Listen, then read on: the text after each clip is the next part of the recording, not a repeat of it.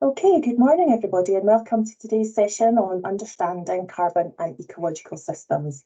We're delighted to have you here. My name is Sharon Smith and I'm the Member Support Officer for Community Woodland Association and I'll be helping facilitate today's session. With us today we have Iain Laidlaw, who's the Carbon Manager in Scotland for the Woodland Trust, who will share with us ins and outs of the Carbon Code when creating the woodlands. We have Angela Williams with us from the Tarras Valley Nature Reserve in Langham in the Scottish Borders. She's the Development Manager there and she's joined by Jenny Barlow, the Reserve Manager, who both will share with us where they are on the start of their journey regarding carbon credits. Moray Finch is the General Manager at the Mull and Iona Community Trust. And apologies, Murray, I'm not going to attempt your Gaelic name, but maybe you could share that with us in your section of the presentation. And Murray's accompanied by Rachel French, who is our Jura Biodiversity Officer, so lovely to have you both here.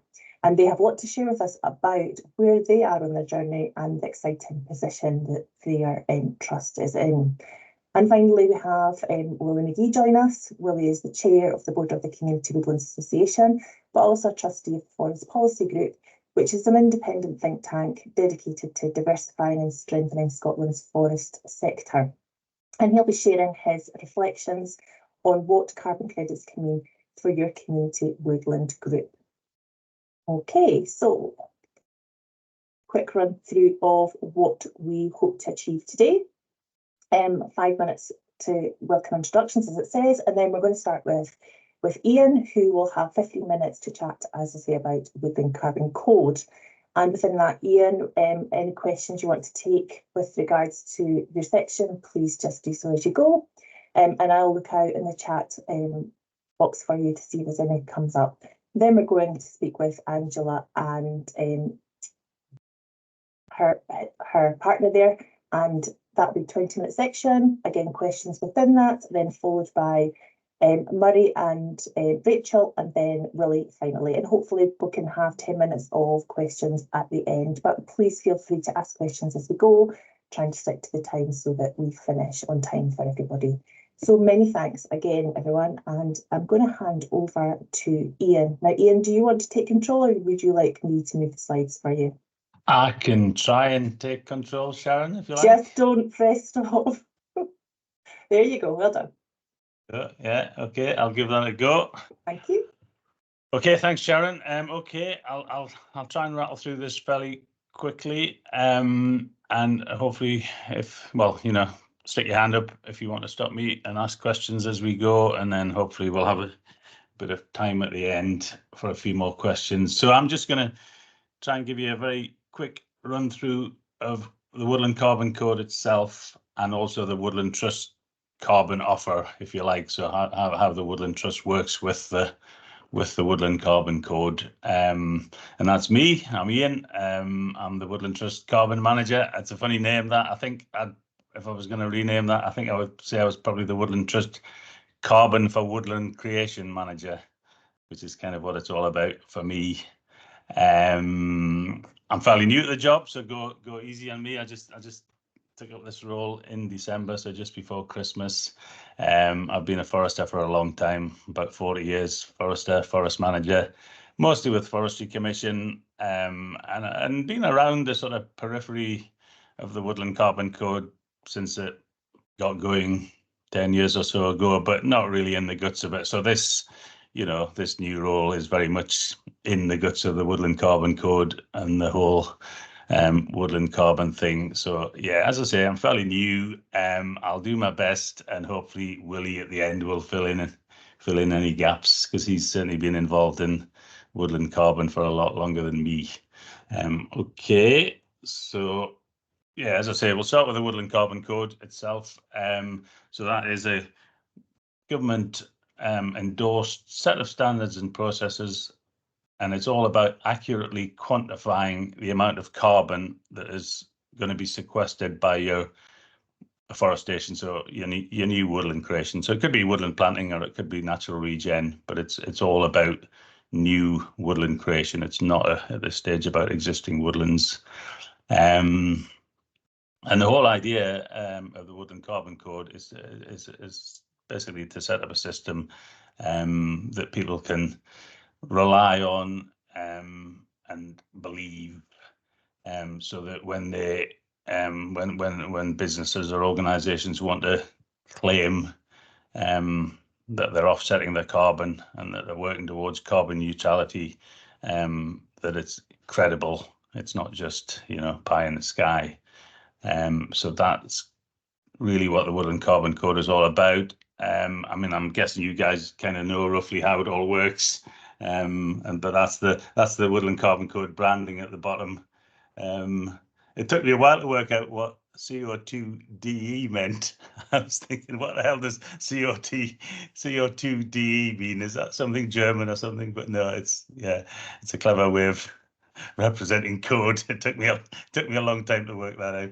But anyway, and I mean, you can see in the branding there, that's what trees do basically, isn't it? You've got the carbon dioxide in the atmosphere, the main greenhouse gas, and the trees are taking the CO2 in from the atmosphere, releasing a bit of oxygen, and the thing that we're really interested in here is that they're holding the carbon in the trees, some of it in the timber, some of it in the roots, branches, foliage, you name it, allegedly in the soil. I mean, that's a bit of a hazy one for me still. Hopefully Willie might tell us a bit more about carbon in the soil later, but yeah, that's the gist of how trees work, and why we're so interested in what they do with carbon.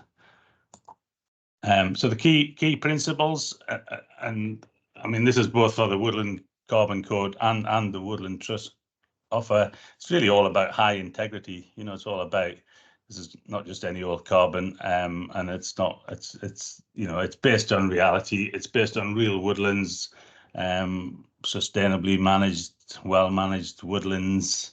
In terms of the processes, I think in theory at least they're very conservative. There's a thing called a buffer built into the Woodland Carbon Code process. That's at 20%. So 20% of the carbon that you lock up in your woodland actually goes into a carbon code buffer. And the idea there is that that's held by the carbon code. So if there are any disasters, fires, unavoidable disasters, fires, storms, flooding, that buffer could be used to fill the gap, if you like, of the carbon you've lost. And also there's some, I suppose, conservative estimates, if you like, built into the whole carbon process. So there's another 20% gets knocked off in the process, and that's just to cover possible inaccuracies in the system, if you like. So in theory it's conservative. Permanent, it's very long term. Certainly our carbon code agreements are 100-year agreements. I think you can have shorter, but the whole idea is that you're creating woodlands, and the woodlands are going to be there for a long time. So it's a long-term commitment, and that's likely to span potentially several changes of ownership. So that's obviously an issue when you get into the guts of this. It's independent, to the extent that it's government-backed scheme. Also during the process, I'll say a little bit more as we go on, various stages, there are independent auditors involved, checking your figures or checking our figures, just making sure it's all plausible and accurate.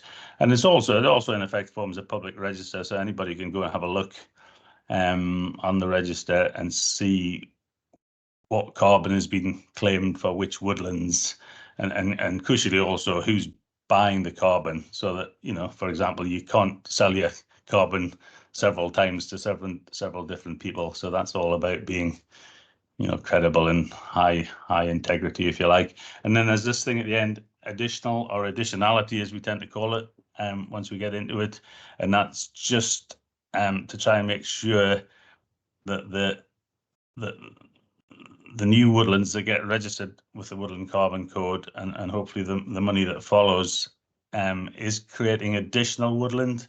So if that woodland would have been planted anyway, if it was a planning condition, for example, or a condition of a felling permission, you're not eligible for the Woodland Carbon Code. But also if you're planting a woodland that's going to make a lot of money potentially, or be viable in its own right without carbon funding, again, you'll probably fail the additionality test. Not usually a problem for native woodlands, because we're not looking to fell the timber, generally speaking, and so there's not going to be a massive amount of income in the future, but more of an issue for commercial woodlands where, 40 years time, they're hoping to harvest a lot of timber and generate income, and it can be difficult for commercial woodlands to pass that additionality test. Could be an issue for native woodlands, particularly if you're getting a lot of donations that are very specific.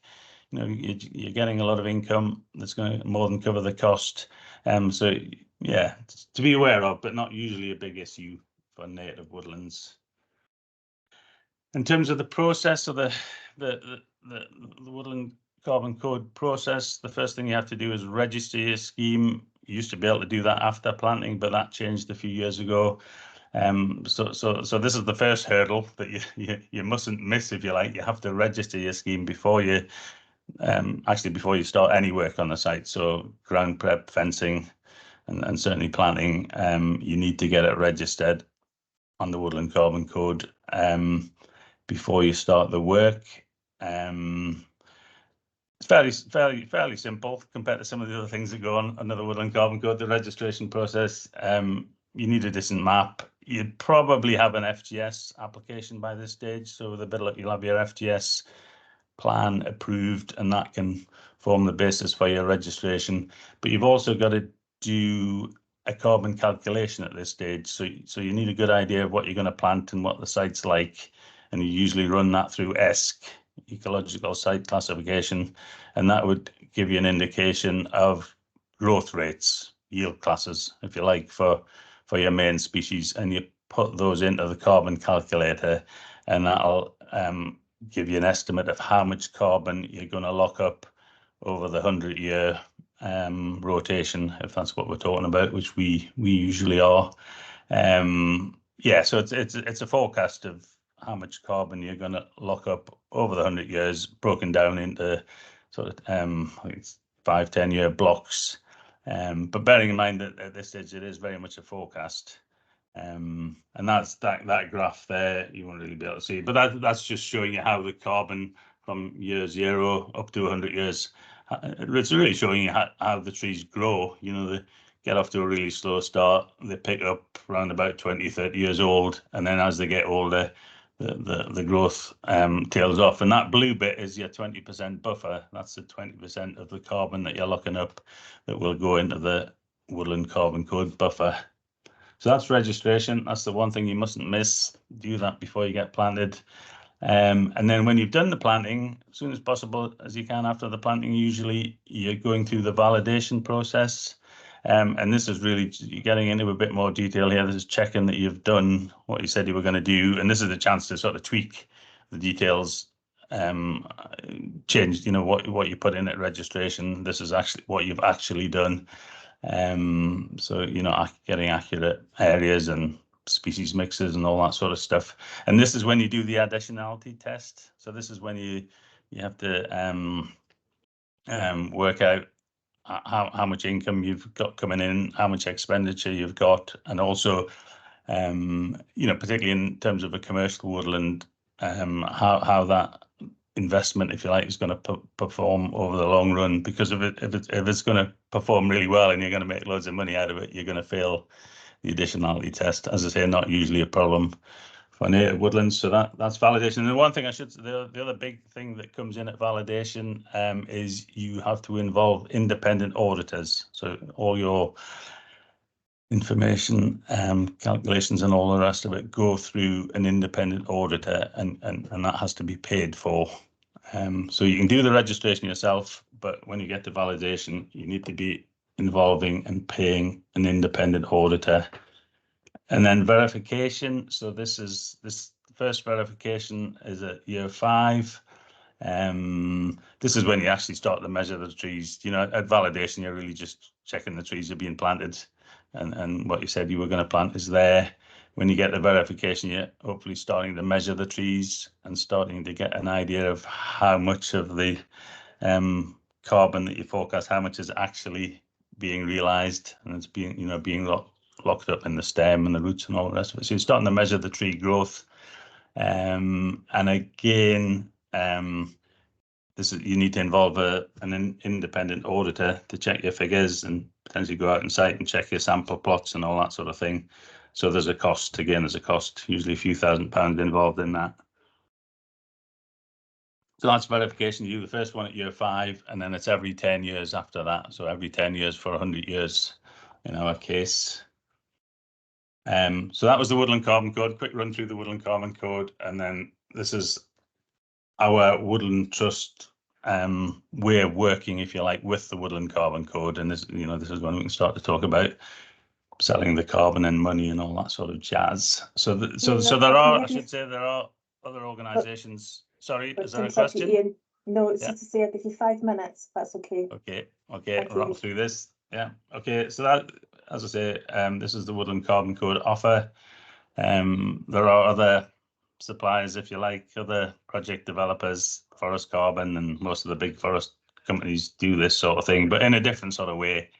So I'll just explain how we do it. Bit of detail there. We've not got a lot of time, so I'll skip through that one. Other than to say, just in there, that's just to give people a very rough idea. That second point, planting 5 native trees removes very roughly 1 tonne of, and that's CO2 equivalent over 100 years. So very round figures that, just to give you a rough idea, 1 tonne of CO2 removed by planting about 5 trees. And that's obviously very dependent on all sorts of things like the site, the quality of the site, the soil, how fast the trees are going to grow, what the species you're planting are. Some trees, Scots pine, for example, Cali pine might lock up more than grey willow, for example. Both might be suited to the site, but the pine's going to have this is a yield class, it's going to grow quicker and lock up more carbon. But it also depends on how you're going to manage the woodlands, particularly things like whether or not you're going to thin. If you're going to thin your woodlands, the way the carbon calculations work, that reduces the amount of carbon that you're going to lock up and therefore be able to sell. It's certainly obvious there, but woodland carbon for us, it's all about native woodlands, so it tends to be high value in terms of environment and people and all the rest of it. You guys know all of this. It's not sitkers boost, it's native woodland creation. So how the Woodland Trust carbon offer works, well, just bear in mind that we do have our own sites, so we're doing this on our own woodland creation schemes as well. But I guess what you guys will be interested in is that, how it works for what we call third parties, and that could be farmers, landowners, but in this case, particularly community woodland owners too. So the point is that the Woodland Trust actually buys the carbon units from the landowner pretty much up front, so early in the process. Basically, as soon as the thing's validated, as soon as possible after planting, we'd be looking to buy the units and pay most of the money, 70% at that stage. And the way it works if you go through the Woodland Trust, we do pretty much everything to do with the Woodland Carbon Code. So all the documentation, all the site surveying, we pay for everything. So we pay for the independent auditors, independent auditors at the validation stage, and then the verification every 10 years. We pay for all of that and we organise all of that. And then we actually, at the end of the day, we're trying to sell so we're paying the landowner up front, and then we're trying to sell the units to usually corporate partners, and that's people like Aviva, Black Horse, that's the Lloyd's banking group, people like that. And again, the high integrity thing isn't just about the woodland creation, it's also about who we sell to. So we will only sell to people who have a credible carbon reduction plan. We won't sell to the likes of British Airways or Shell or BP, because we're not so sure about their commitment to carbon reduction. So that's the other end of high integrity. And then for us, it generates unrestricted income in theory, which we can use. So, I suppose if all else fails, if you do go through us, if we do make a bit of money out of it, you can rest assured that it is going to go back into woodlands, basically, whether it's managing existing woodlands or creating new woodlands. It's not going to an investor or a shareholder or whatever. So that's the Woodland Trust carbon offer. Just to give you a rough idea in terms of what that actually means in terms of pounds. So we're currently paying landowners about £15 a unit, and 70% of that at validation, so fairly soon after planting, 15% after 5 years, which is the first verification, and then the final 15% at 15 years, which is the second verification. Round figures for native woodlands in Scotland, you know, up north, poorer sides, we might be getting about 200 units per hectare.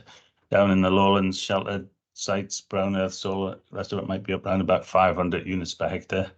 And this is all over 100 years. Won't say I haven't got much time to. If anybody wants to know about PIUs and woodland carbon units, you can ask.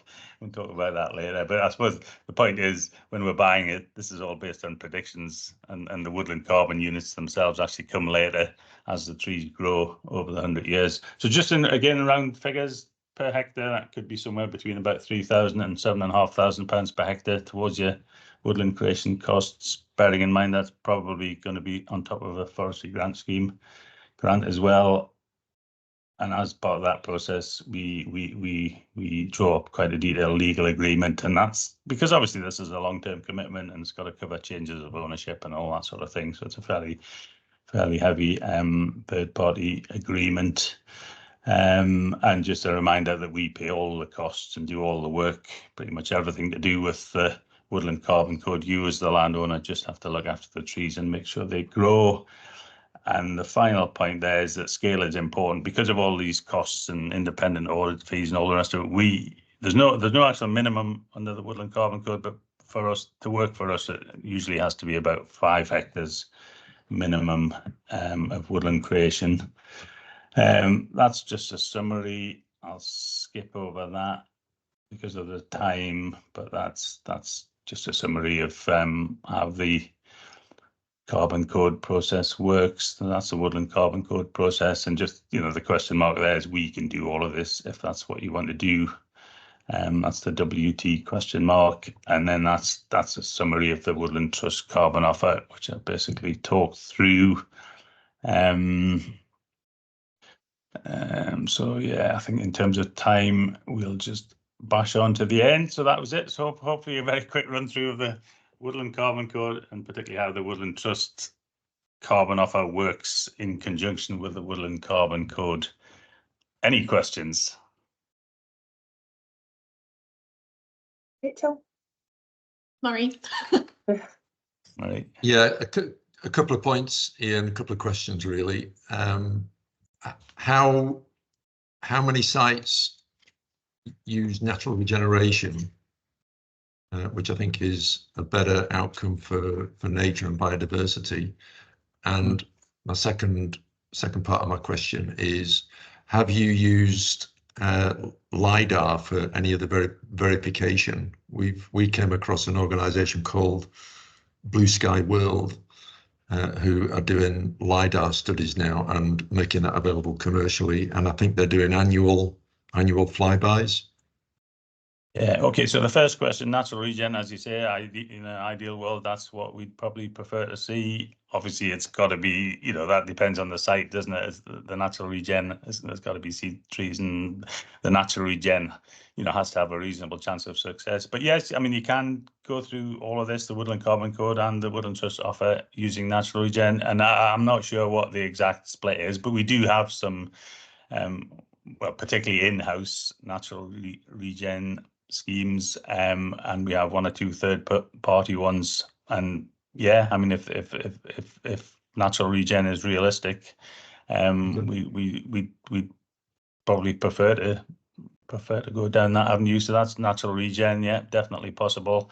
LiDAR and all that sort of fancy stuff, I'm not an expert in that. I know that some of my colleagues are looking at that. So that would be the sort of thing that would come in at probably at verification, just trying to get a better estimate of the, you know, the growth rate of the trees and therefore the amount of carbon that's locked up. There's a lot of talk about that and a lot of trialing, all this sort of stuff, and I know the Woodland Carbon Code people are looking at that as well. I'm not an expert on that, but I guess it's probably something that's going to come. I'm pretty sure about that, and it's certainly been trialed at this stage. So yeah, I'm not the expert.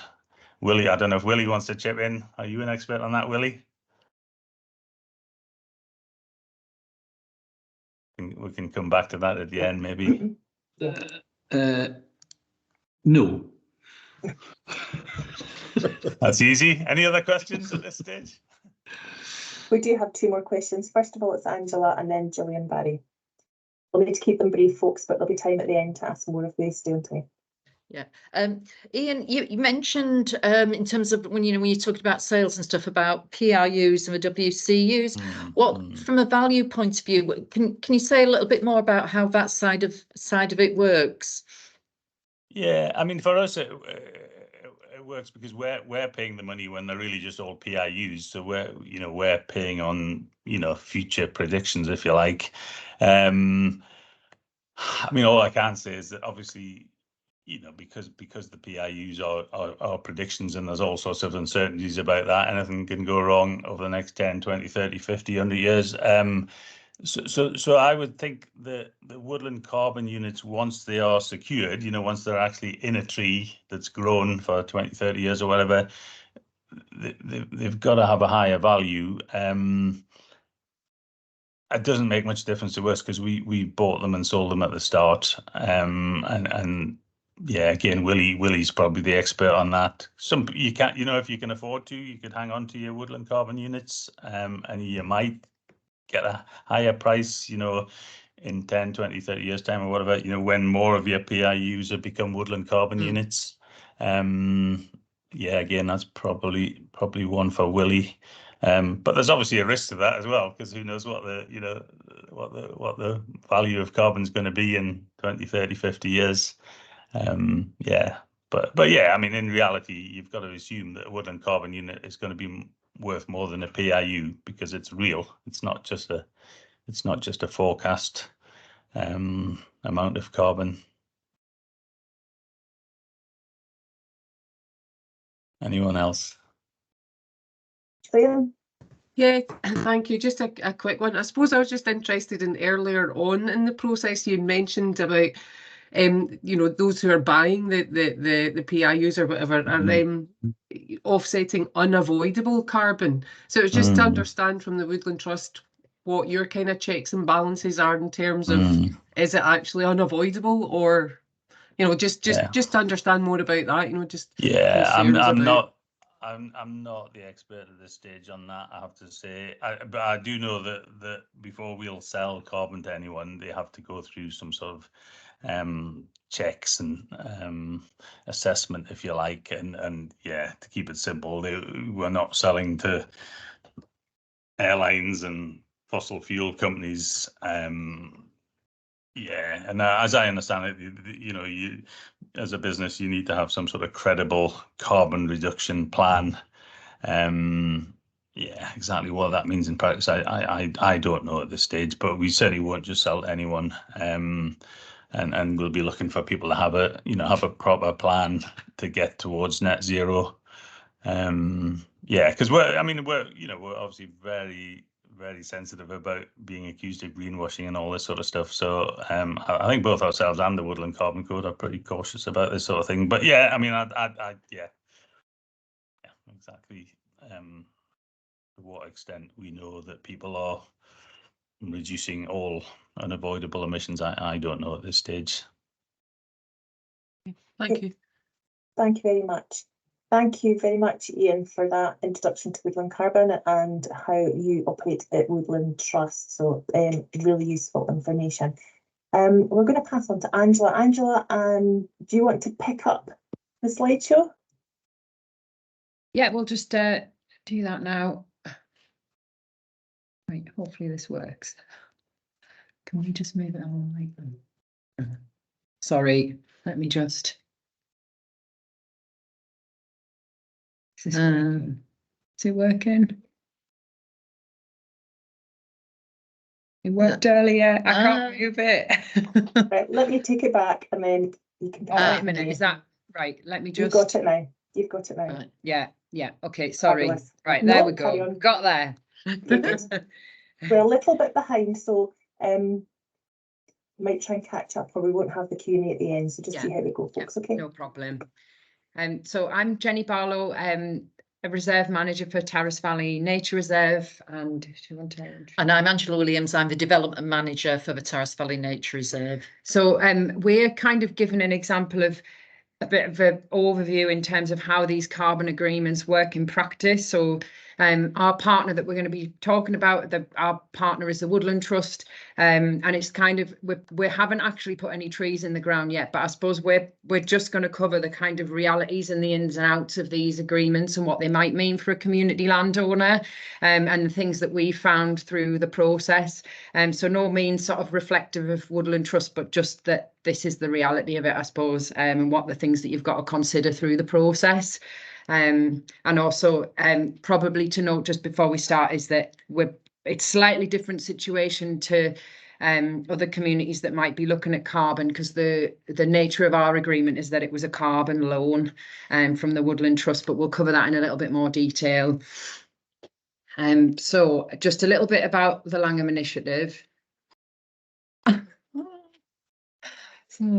Right, is it? It's that's right. Okay. Oh no, we've gone too far forward. Right, there we go. So Langham Initiative, who are we? So we are a community development trust based in the lovely town of Langham. Can you hear us?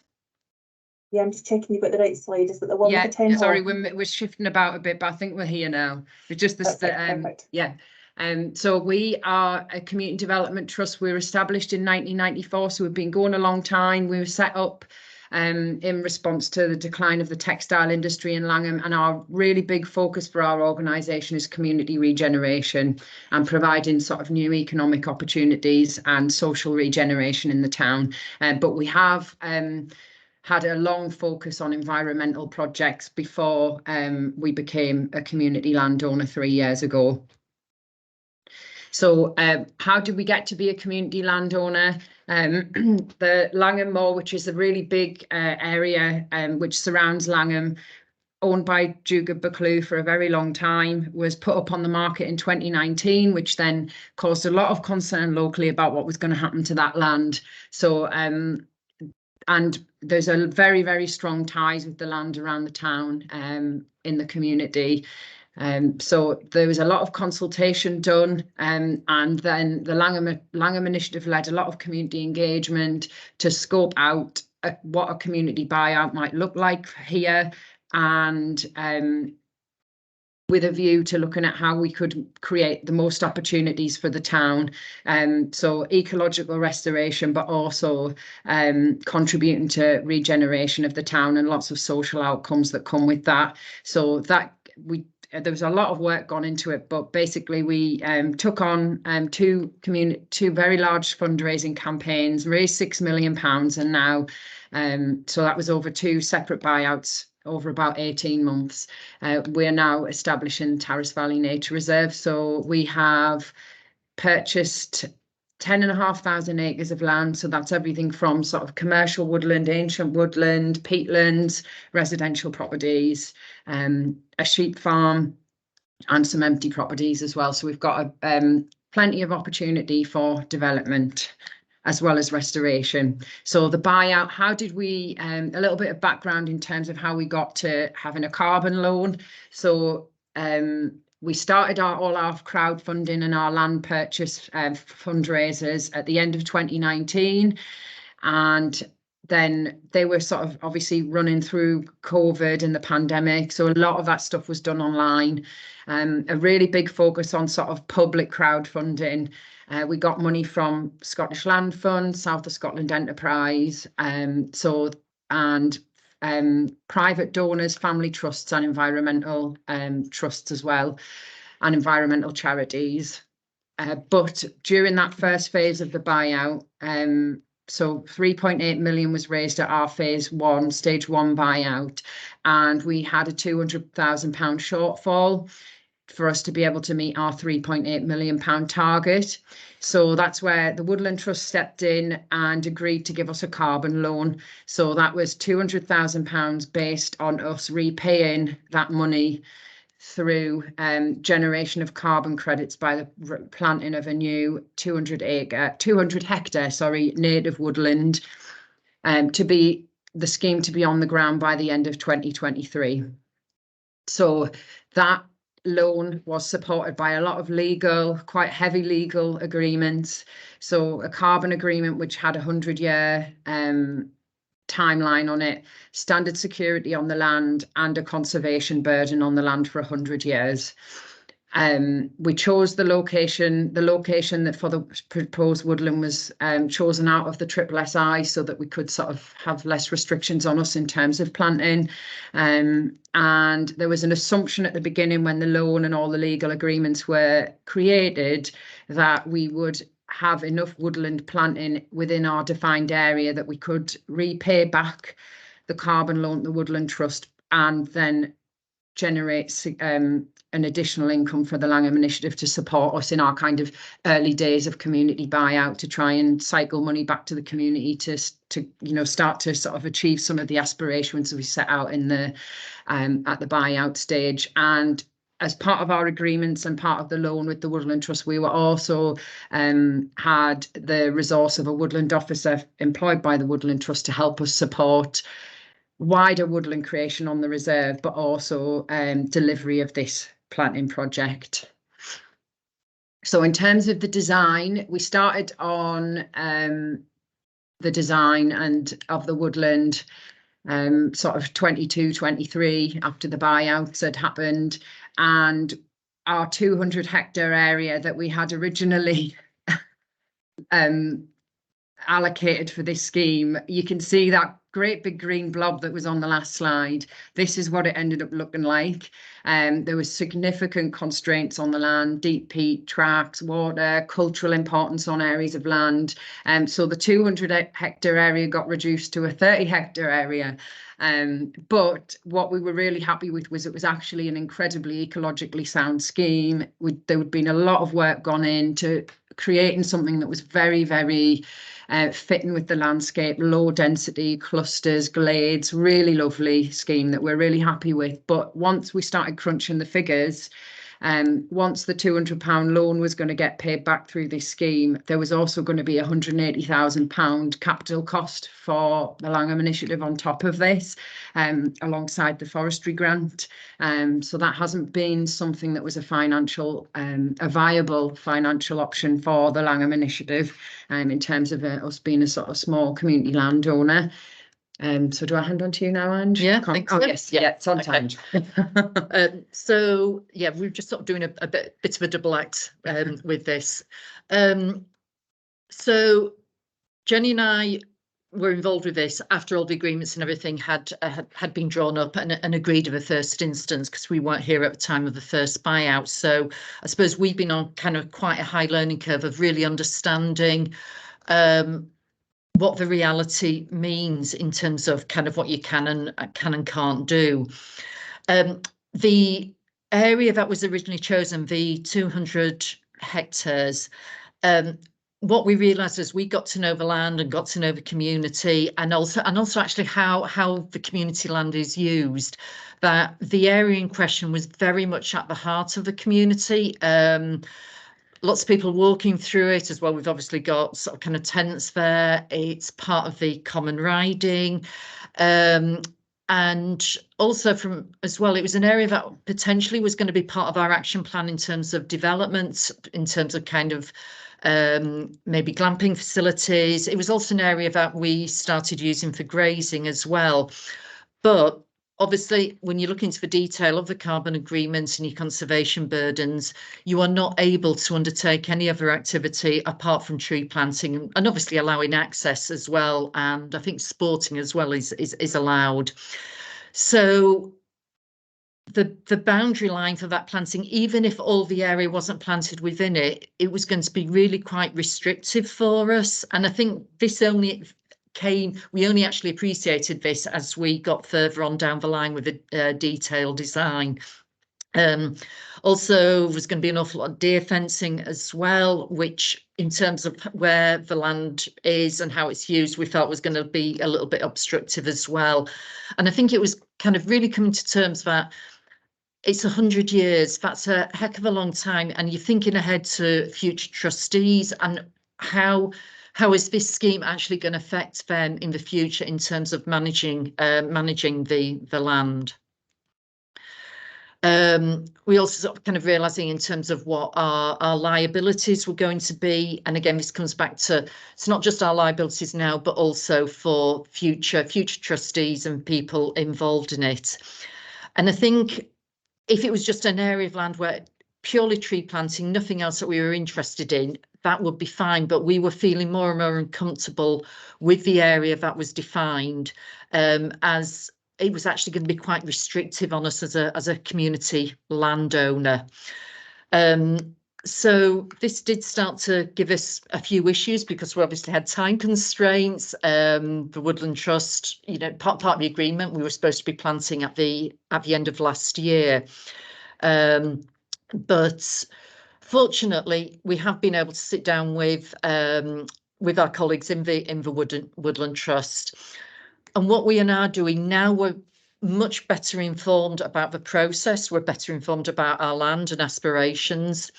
And we are now negotiating a new area for planting. Obviously, this is going to involve a lot more paperwork. We're going to have to go back to other partners with the Woodland Trust in terms of things like standard securities and such like. But we will be defining the boundary purely around the area that is going to be planted. So no other non-planted area is going to be drawn into it. We are going to have to negotiate with NatureScot because we are moving on to the SSSI, and we've got issues around black grouse, but this also gives opportunities as well. And I think that's really important. And the revised area is sort of around a riparian zone. It's got lots of benefits, and it's an area that actually really doesn't have any other use in terms of kind of community use. We may want to go back and do some tree planting in the original area, but we will be looking at doing it in a way that doesn't compromise other developments. So having got to this stage, we haven't got there with all the paperwork there. We know the Woodland Trust are working hard on that, but for us, this now feels we've got a scheme that is right for all parties. The Woodland Trust benefits that they're obviously going to get their £200,000 back, but we get a scheme that is right for the area, and that's really important for us. So I think we're trying to, when we're talking about this presentation, we're trying to think about, you know, what sort of questions are you considering? I think at the time when we were so grateful that Woodland Trust came in with the 200k, we were so driven at purchasing the land at that point that sometimes you're not always able to think through all the other consequences. Are you looking at a scheme that is purely about generating income through carbon, or are you looking at community benefits? Are you looking at biodiversity? And so I think it's been really clear why you're undertaking the scheme. And if you are going down the carbon credit route, I think there's a little bit of accepting you are losing control over that land, which as a community landowner is something I think you've got to be really clear about and be able to explain that and justify that to your community. It's not a case of right or wrong. I think it's just that it's understanding what that means for the future. The process can be time consuming, and say there's still loads that we're learning all the time. We are by no means any sort of expert. I think every meeting we have, every time we talk to somebody, we learn a little bit more about it. So there is a staff time resource for it as well, even though we've had a lot of support in our instance from the Woodland Trust. You do need to make sure that have you got money for insurance for the next 100 years? That might sound sort of very minor, but you don't know how much those costs are going to go up, but that's part of the agreement to make sure that you've got cover there for that. So again, this is all the time having to think about your responsibilities to the future trustees and managers of the land, and being clear that do you want to undertake any other activity on the land, or is it an area that you are happy to designate purely for tree planting? And obviously, looking ahead 100 years, that's easier said than done. But you need to get to know your land so you're understanding what it might have potential for. So I think for us, the lessons learned are, don't rush it. Really consider where you want to plant and where you can plant. and be clear on why you are doing the scheme, and that the community is aware of why you're doing the scheme as well. Have you got the staff resources? Are you comfortable with the paperwork? You have got a lot of legal agreement there, and I think for us, I think it was actually getting to grips with the length of time. We've got standard securities on all the land with South of Scotland Enterprise and Scottish Land Fund, but they're on a much, much, much shorter time scale. So I think there's a bit about being clear, make sure that you get good legal advice so that you do know what you are signing up to. And I think for us as well, that issue that if you are going down that route, once that red line's on the boundary and it's planted and hopefully all the trees are growing, but while you've got responsibility for it, that land is there for the carbon units, and so your control over on it, you don't really have that anymore apart from managing it for that. Now that probably sounds really negative and it's not meant to be, but I think it's just about coming into this very, very clear-headed. We've had so many people approach us about, you know, how we can generate income from carbon credits, be that woodland, be it peatland or what have you. And you really do need, I think, to sort of stand back and take your time to really understand it as staff, as the board, and to a certain extent as the community as well. And that's it. Thank you very much. Thank you very much, Angela. I think given the time, what we'll do is we'll leave, if we've got time at the end, we'll leave questions to the end. But actually, if we run out of time, if the presenter's okay, if anyone wants to ask a question, they can come to me and then I can forward that question on to you, and then we can maybe just answer those individually, just so that we don't delay. Thank you very much, ladies. That was really interesting and quite a journey you've been on, indeed. Thank you. So, Murray and Rachel, do you want to take control of the slides? Yeah. Okay. Yeah, that's all good. You can see it. So yeah, just checking that everybody can hear us first of all. We can. Yeah, so I'm Moray Finch. I'm the General Manager of Mull and Iona Community Trust, and you just introduce yourself. Yeah, I'm Rachel French and I'm the Argyra Biodiversity Officer for the Community Trust.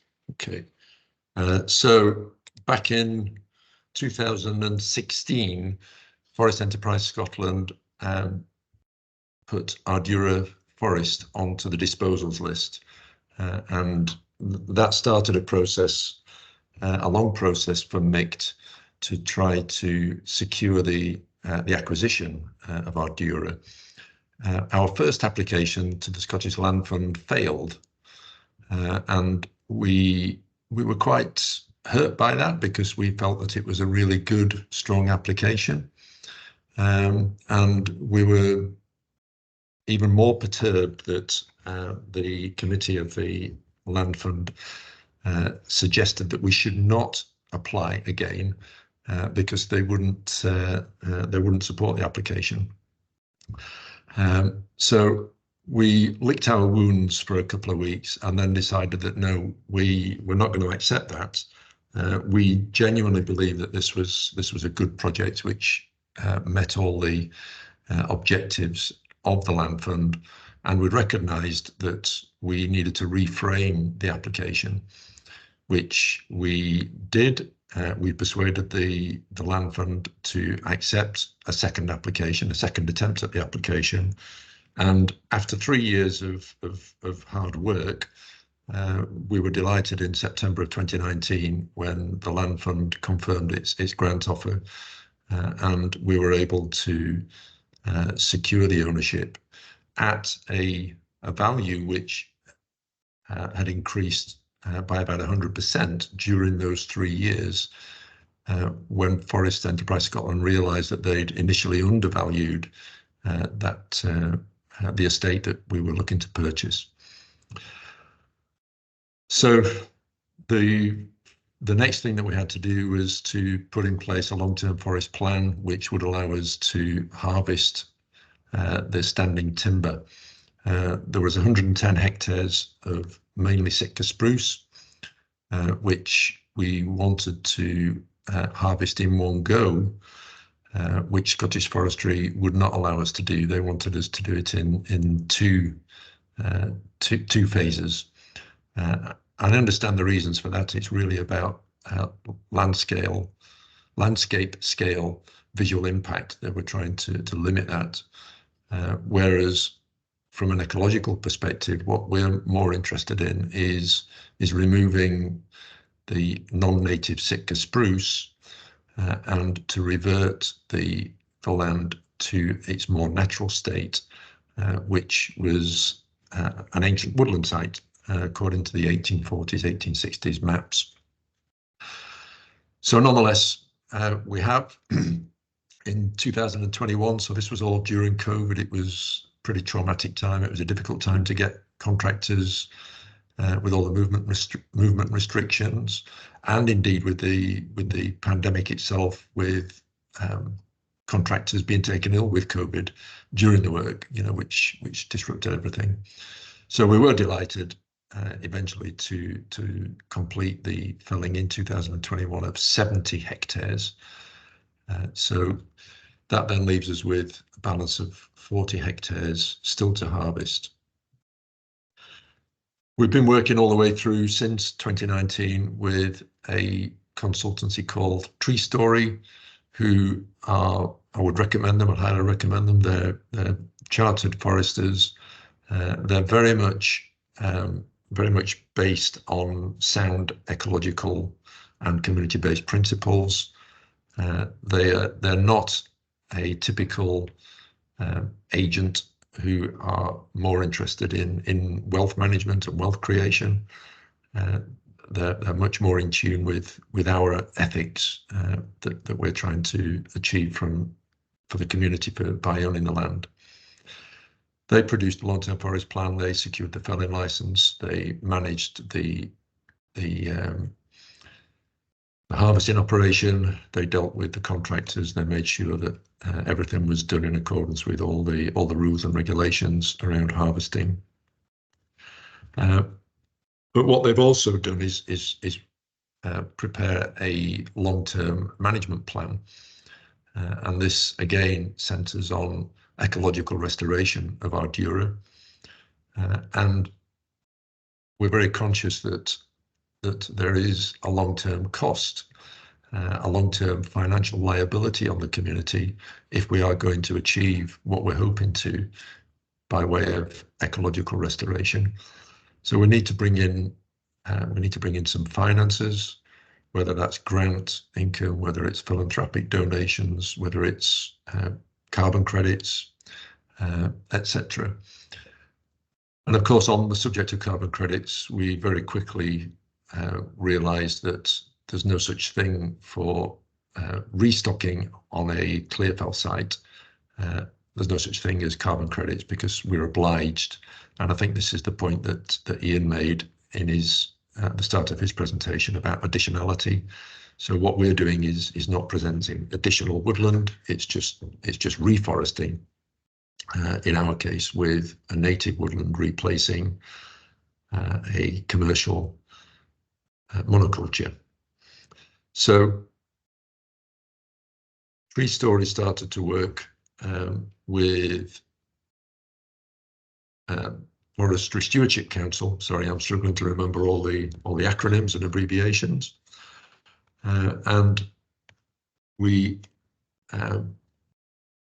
took their advice and we followed a path which has taken us down the route of securing independent verification of ecosystem services for biodiversity and for recreational access, which were the two main priorities that the community gave us when they lent support to the application to the Land Fund. So I'm just going to hand over now to Rachel, talk a bit more about FSC. So the biodiversity action plan that Tree Story put together, a long-term plan, lent itself to then putting together an application to the FSC for ecosystem services impact. As Murray said, it's for biodiversity and recreation for us. There are other options for other projects. You can be verified in terms of carbon and water quality and those kinds of things as well. So there are other options, and it might be something that we look at in the future is going down that route to add more sections onto our verification. But we focused on the biodiversity and recreation side of it. And during that time, we also had a wellbeing project going on. So there was lots of people accessing the woodland and making the most of it. So we actually received our verification from FSC in September last year. And we were the first in the UK to receive that impact verification from them. So it's quite a big success for us and for them. I think it took a lot of work for Tree Story, FSC and MIC to get it over the line. And the hope is that it will help us leverage funding going forward. As Murray says, the typical woodland kind of carbon credits don't really work for us in our situation. Let's get forward. Yeah. So we've got a video that's been prepared by FSC. So I'm going to test the technology now. Do I press play here? I think you skip again. I think that starts the video.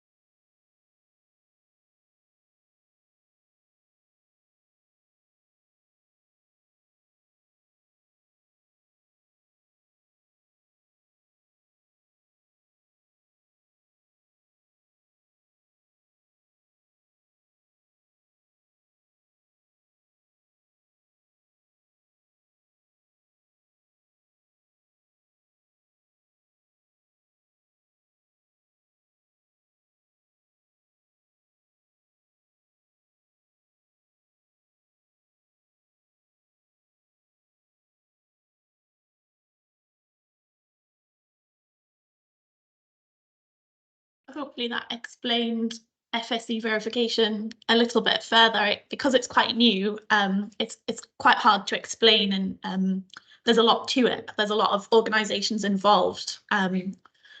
So it also involves soil association and the FSC, UK FCG as well, which are the certification group. So that's the independent verification.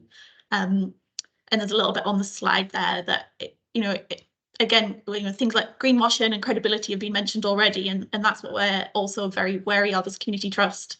So the fact that we have the verification means that we're credible, and we can say that we're meeting our targets. We'll be reviewed every 5 years on whether or not we're meeting what we all said we're going to meet in terms of biodiversity and recreation in the forest. And then that leads into potential funding. As we said, carbon credits aren't an option for us in our JIRA.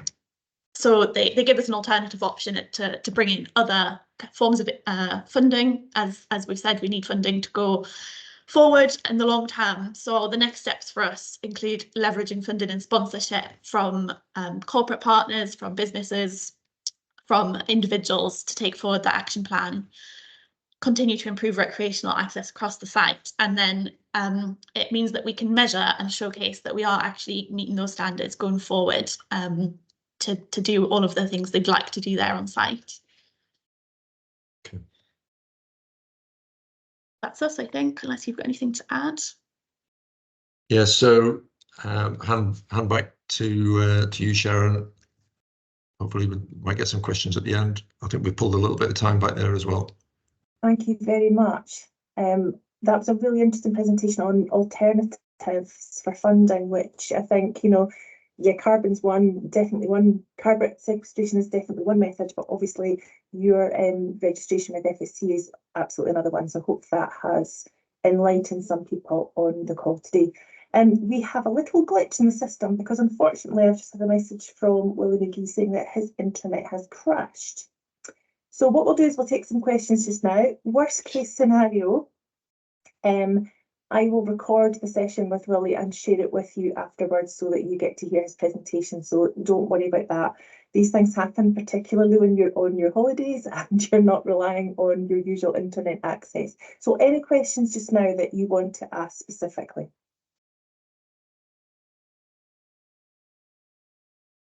Angela, you come. Hi, so it's just for me, I was just really interested in your comment at the end saying that carbon credits weren't an option for you, and I was just wondering, was there a reason for that, or what was the thinking behind? It's really about additionality. Right. The fact is that we've got 110 hectares of woodland, albeit commercial Sitka spruce, which we're felling, and the felling license obliges us to reforest it. Right. So it's not additionality and eligible, therefore, or it's not eligible for woodland carbon credits. Right. Thank you.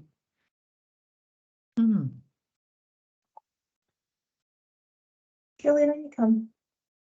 Hi there. Sorry if this is a bit of a daft question, but I was just wondering, where do you anticipate the kind of income for the biodiversity benefits that you cannot clearly evidence? Where do you anticipate that coming from?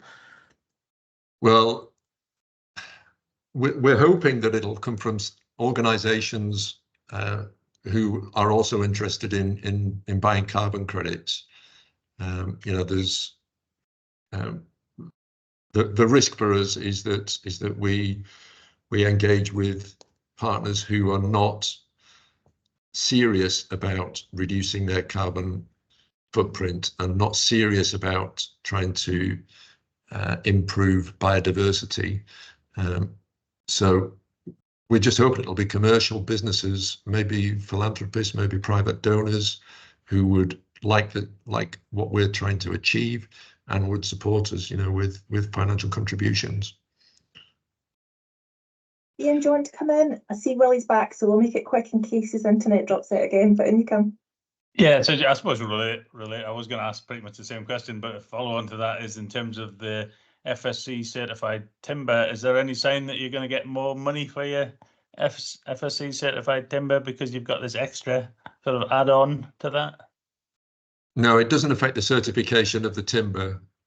You know, the timber that we've harvested and the remaining timber that will be harvested is FSC certified, but that's a different accreditation, completely different accreditation. Okay, thank you. No. Wonderful, thank you very much. Willie, I'm glad you're back. Do you want to take the slides?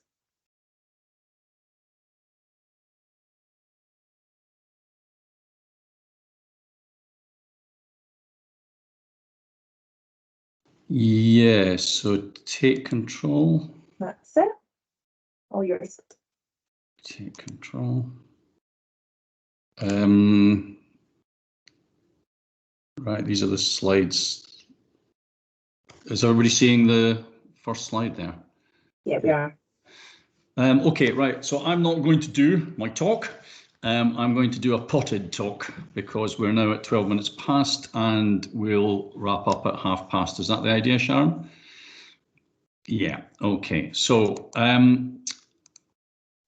carbon units. I just wanted to briefly touch on what Iain was talking about in terms of carbon units. So we talk about a carbon market, but we use carbon dioxide as a kind of a metric. I'm sure most of you are au fait with the differences, but carbon is equivalent to 3.67 tons of carbon dioxide. And the reason it's useful to have these things in your head is when you look at a woodland, I'm trying to move my slides along here.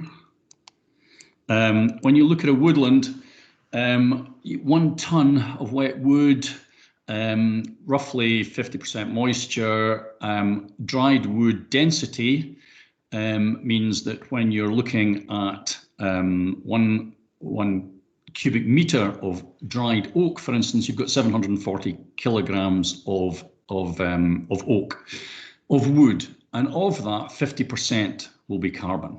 Okay, so it's really to kind of get your head around how, you know, if I'm looking at, Iain was talking about a woodland, if I'm looking at a woodland that's 100 years old, and we've got something like 300 odd tons of carbon dioxide that the Woodland Trust has calculated for you, and that's your number of units, you're probably looking at something like 118 cubic meters of timber. So as a forester, I think in cubic meters, and then I go to tons, and then, you know, introducing carbon and carbon dioxide complicates things. Just to show you the difference between sequestration and storage. Storage is what's in the wood at any one time. Sequestration is what the trees, the soil, and the system, if you like, is uptaking in terms of carbon dioxide. And of course, just to complicate things, that graph shows you it in units of carbon.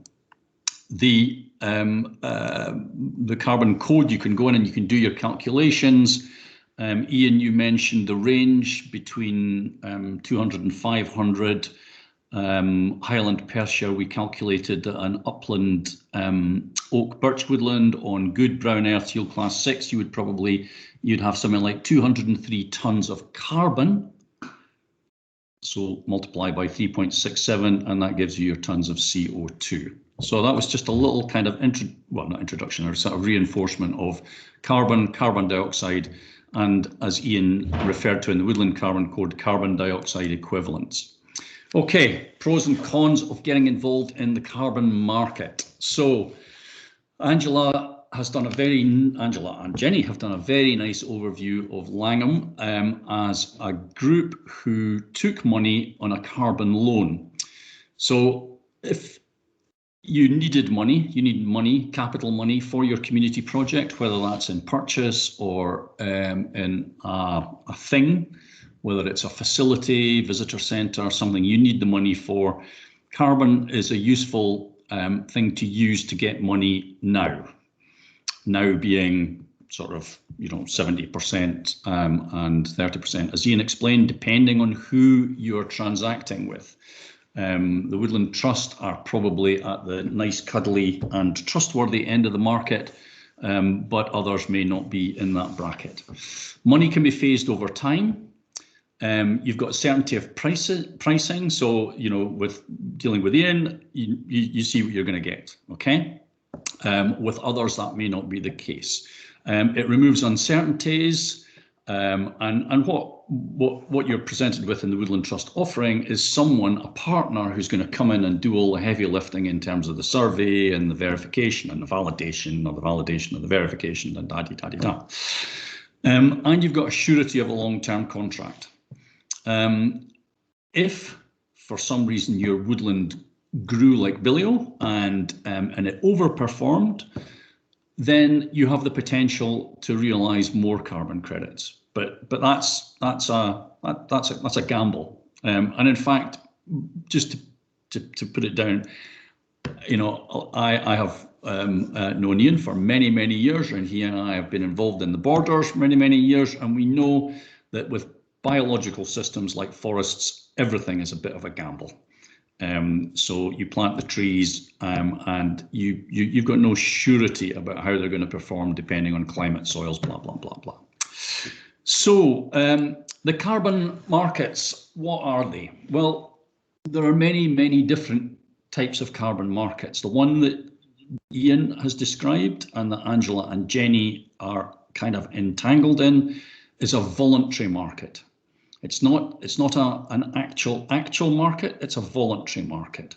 The actual markets are things like the European Union, the graph on the bottom there, where you've got the jaggedy blue line, the European Emissions Trading Scheme. That's an actual market. So once you're in there, you're transacting as if you were transacting stocks and shares.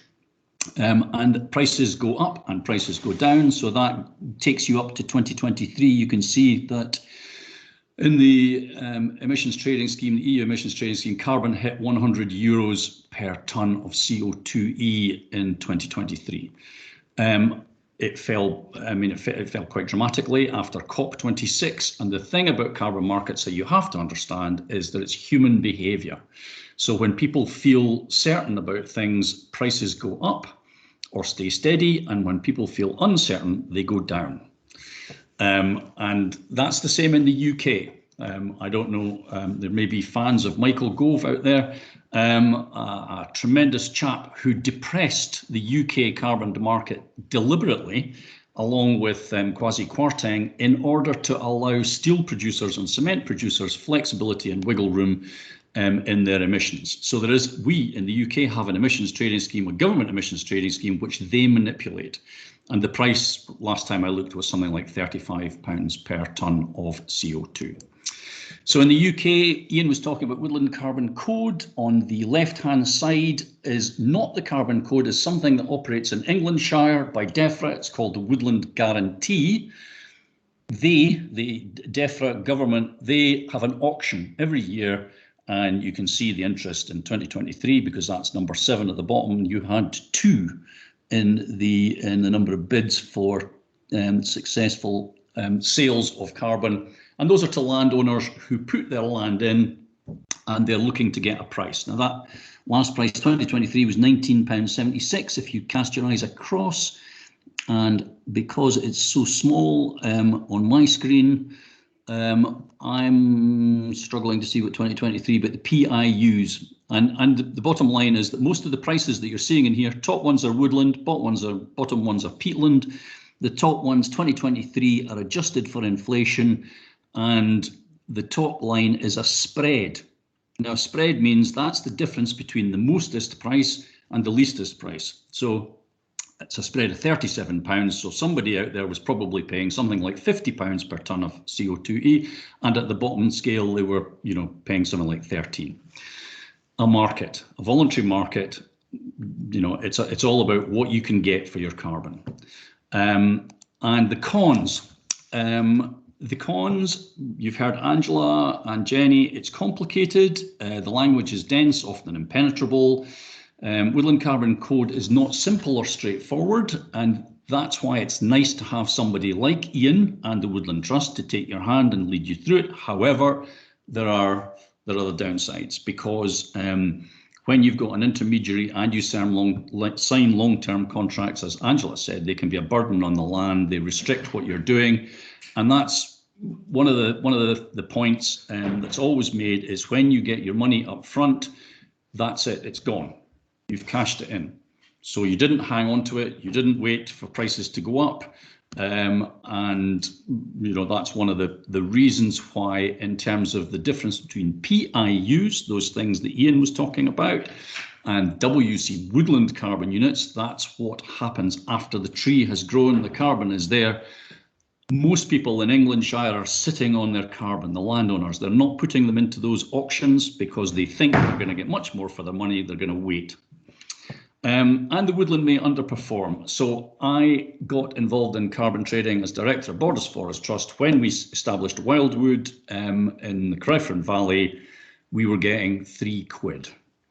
And so afterwards we sat around and thought, my goodness me, we should have waited, but we needed the money. And that's the thing, you know, the woodland, it was foot and mouth disease. The woodland certainly did not perform. And we thought, well, that's it. We're going to have to hand money back. As it was, the woodland recovered. However, that is a very quick trot through. And so I am going to say thank you.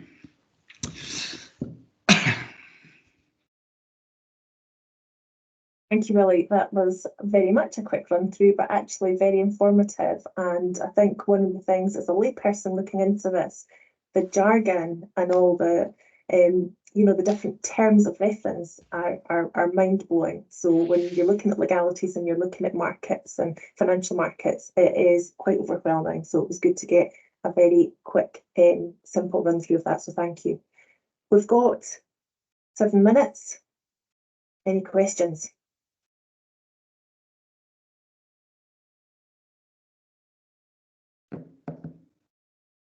I should spend more time on it then.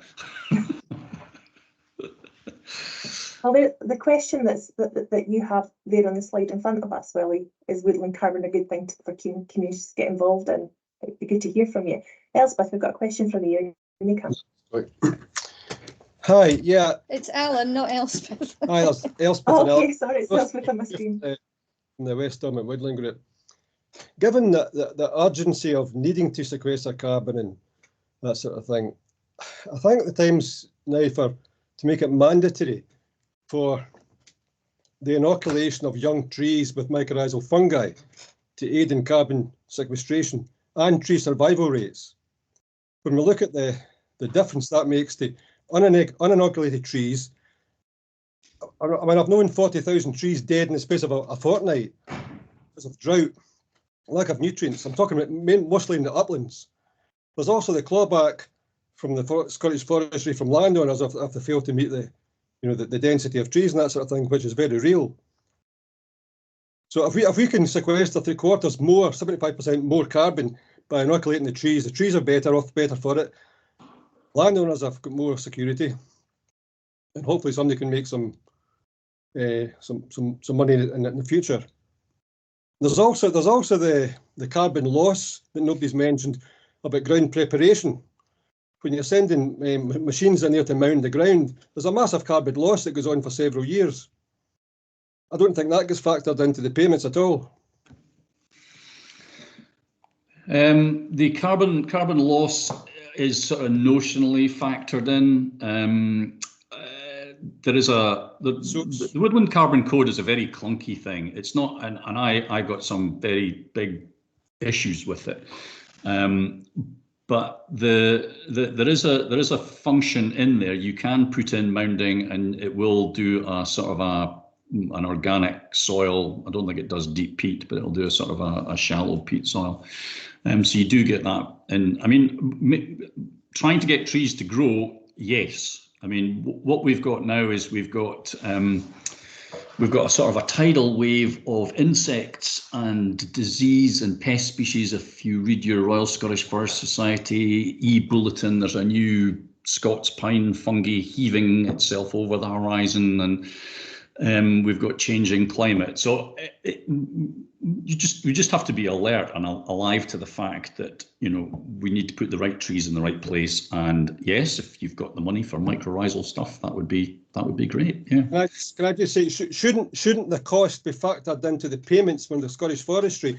If the forest is communicating from tree to tree, and the mycorrhizal fungi is mining the ground, mining the nutrients, mining the water, taking the pressure off that tree that's already under stress, it's got to be a good thing, surely. If you could get an email, I will send you the paper on native woodlands and carbon, because one of the things that's become clear in the last couple of years is that trees, it's not quite clear about this big tree wide web idea notion. It's not an established fact. It's something that we're understanding more about, but we're not kind of there yet. But I'm happy to send on the paper. In fact, the paper should be on a website somewhere. But yeah, we can get it sent on to you, and that should give you some more information on that topic. I've looked at research from Scandinavia, from Germany, America, Canada, Korea. I was involved in one fairly big job actually, Duncollich in Perthshire.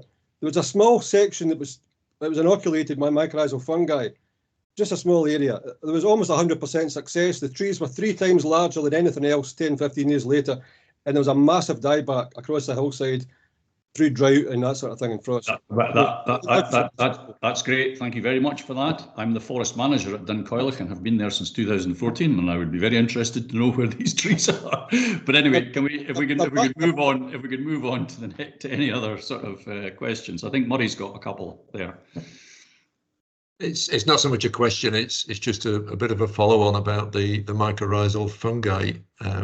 I'd spoken with a tech startup in Edinburgh over a year ago now, I think, and they were offering a service to come out and retrieve fruiting bodies and take them back to the laboratory and produce a lot more fungi, which would then be used to inoculate the seedlings.